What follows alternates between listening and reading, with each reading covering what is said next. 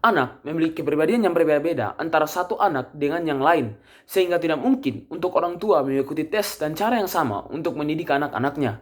Itu adalah poin utama dari kami sebagai tim oposisi. Sebelum membahas atau memaparkan argumen kami lebih lanjut, kami akan terlebih dahulu menyanggah beberapa argumen dari tim proposisi, yaitu yang pertama, tim preposisi merasa bahwa mereka dapat melakukan tes kepada setiap orang tua dengan pemahaman yang sama dalam mendidik anaknya.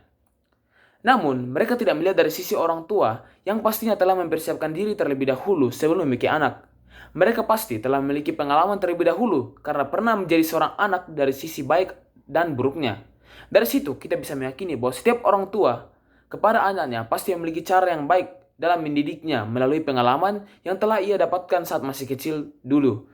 Dari poin ini, kita bisa melihat bahwa tim pemerintah terlalu melebih-lebihkan tentang orang tua yang memiliki cara yang salah dalam mendidik anak-anaknya. Yang kedua, mereka menganggap bahwa mendidik dengan menggunakan cara kekerasan itulah cara yang salah. Namun di sisi lain, orang tua pasti tidak mungkin memukul atau mengerasi anak mereka jika tidak diperingatkan terlebih dahulu. Jika anak-anak yang tidak mau mendengar, akhirnya akan dipukul agar mereka sadar bahwa mereka tidak akan mengulangi kesalahan yang sama. Dan ini adalah hal wajar untuk dilakukan bagi setiap orang tua, agar kesalahan tersebut tidak diulangi sama mereka lagi. Yang ketiga, keluarga adalah tempat pendidikan pertama bagi seorang anak. Oleh karena itu, pastilah orang tua telah memikirkan terlebih dahulu bagaimana cara mereka menciptakan lingkungan yang baik bagi seorang anak, misalnya menanyakan atau berbagi pengalaman bersama orang tua mereka, mengikuti arahan dari agama mereka masing-masing, dan lain-lain. Yang tentu saja telah membentuk orang tua siap dalam mendidik anak-anaknya. Sehingga argumen dari tim pemerintah itu terlalu berlebihan dan memaksakan orang tua dari pemikiran dan cara mereka untuk mendidik anak-anaknya dengan cara yang lebih baik. Yang keempat, tim pemerintah merasa dan menduga bahwa permasalahan utama orang tua adalah mendidik anak berasal dari kurangnya informasi. Padahal hal itu hanya dugaan saja. Orang tua pastilah telah memiliki pengalaman sebagai seorang anak agar dapat diperlakukan dengan baik dan benar. Sehingga referensi yang ditawarkan oleh tim pemerintah tidak perlu dilakukan. Karena orang tua pasti telah menyiapkan dirinya untuk memiliki seorang anak. Orang tua pastilah telah memiliki pemikiran yang lebih dewasa dan lebih matang untuk mendidik anak-anak mereka. Yang kelima, tim pemerintah ingin menggunakan metode dan pola uji yang sama kepada setiap orang tua dalam mendidik anak. Padahal kita ketahui bersama bahwa keberbedaan anak itu pastilah berbeda-beda antara satu anak dengan yang lain. Jadi, tidak mungkin menggunakan cara yang sama untuk mengetes kesiapan orang tua dalam mendidik anak-anaknya. Orang tua pasti memiliki cara yang tersendiri. Karena itu, lebih baik kita menyerahkan tugas dan tanggung jawab kepada orang tua yang lebih memiliki kesiapan dan pengalaman untuk mendidik anak-anaknya. Nah, Dewan Juri yang terhormat, tim oposisi juga telah memiliki beberapa argumen untuk menyelesaikan masalah ini, yaitu menyangkut pada pertanyaan pertama, mengapa tes sebagai syarat memiliki anak itu tidak perlu dilakukan? Dewan Juri yang terhormat, kita tahu bahwa jika dilakukannya tes mendidik anak dalam metode yang sama, tentu akan mengubah karakter dan memperlambat pengembangan talenta seorang anak. Hal ini terjadi karena bisa saja talenta anak itu tidak dapat berkembang dengan tes atau syarat ini.